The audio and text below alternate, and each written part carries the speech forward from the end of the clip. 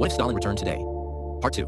With China's backing, North Korea would launch an invasion of South Korea. While China wouldn't officially enter the war, it would secretly supply Stalin with troops and advanced weaponry. Meanwhile, NATO would be too occupied dealing with a wave of communist uprisings and protests erupting across Europe to provide immediate aid to the US. Stalin's forces would successfully seize control of Central America. But in South America, they would struggle as US troops arrived to counter the advance. The US would push back into Central America, but the Red Army, using guerrilla tactics, would slow their progress. Over time, the Red Army would regain lost ground, forcing US forces to retreat and eventually securing control over all of South America. Realizing that conventional warfare wouldn't be enough, the US would resort to nuclear strikes to eliminate the communist threat. However, Stalin would retaliate with his own nuclear arsenal, escalating the war to a terrifying new level.